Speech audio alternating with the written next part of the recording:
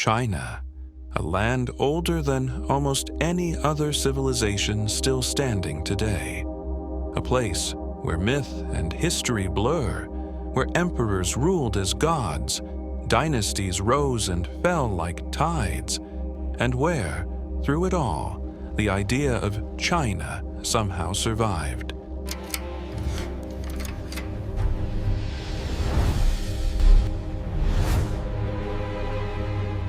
Today, we're going on a 10-minute journey from the legendary Xia Dynasty over 4,000 years ago to the modern era of Xi Jinping. This is the entire history of China, from Xia to Xi.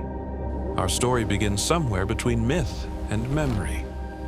Long before written history, Chinese storytellers spoke of the 3 sovereigns and 5 emperors, legendary rulers who tamed floods, invented farming, and brought civilization to the world.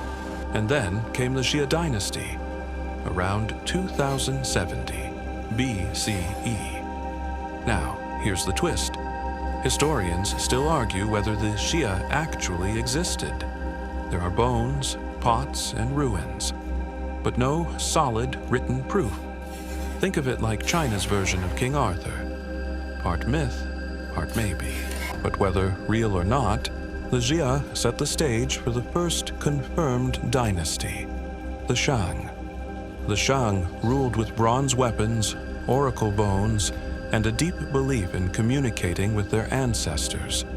They built the foundation of what would become the world's longest continuous culture, a reverence for family, order, and the heavens.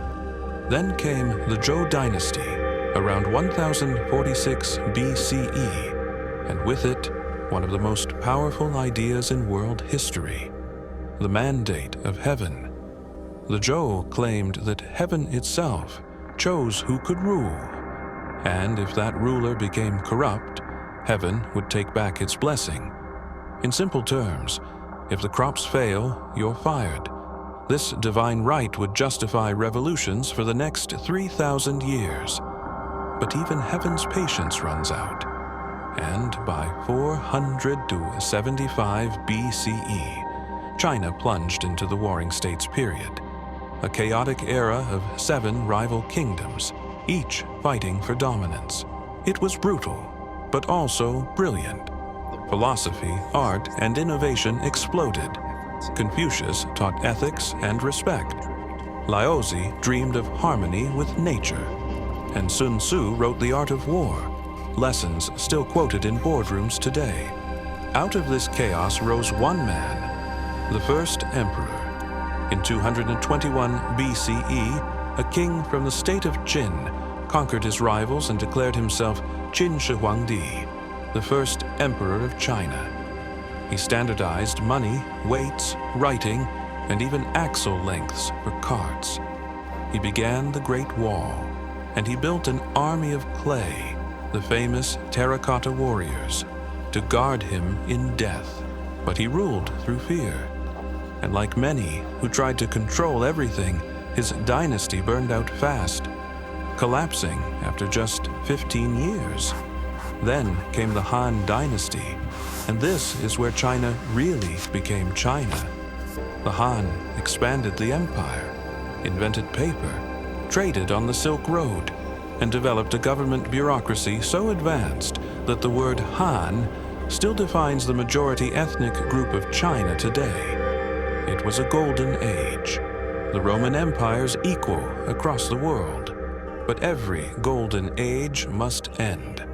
After the Han collapsed in 220 CE, China fractured again.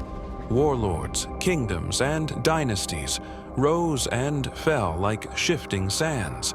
For centuries, north and south drifted apart, until the Sui Dynasty in 581 finally reunited them. They built the Grand Canal, connecting China's north and south for the first time, an engineering marvel even today. Their success, though, was short-lived. Overworked peasants rebelled, and soon the Tang Dynasty rose from the ashes, bringing another golden age. The Tang were poets and dreamers, open to the world.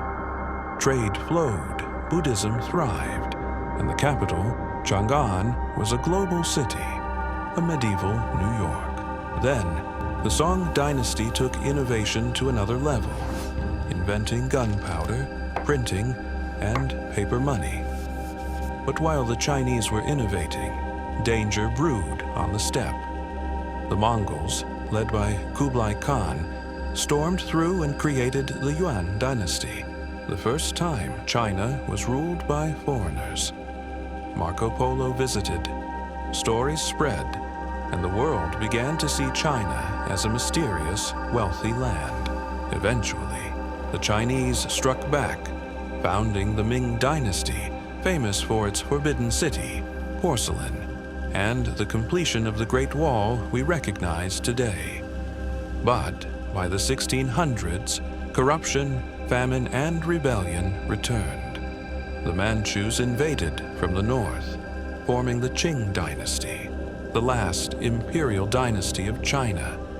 At first, the Qing ruled powerfully, expanding territory and presiding over peace.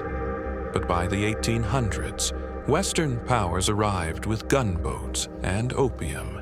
China was forced into unequal treaties, ceding Hong Kong, losing wars, and facing internal chaos like the Taiping Rebellion, one of the deadliest conflicts in history. The old world was crumbling. By 1911, revolution ended 2,000 years of imperial rule.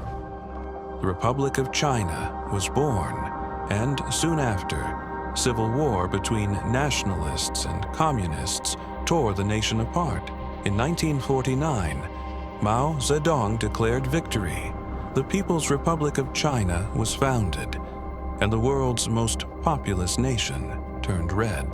The Mao era brought massive change, from the Great Leap Forward to the Cultural Revolution, campaigns that transformed society, but at enormous human cost. After Mao's death, Deng Xiaoping opened the doors to reform. Markets, trade, skyscrapers, China began its rocket-like rise. By the 2000s, it had become the factory of the world.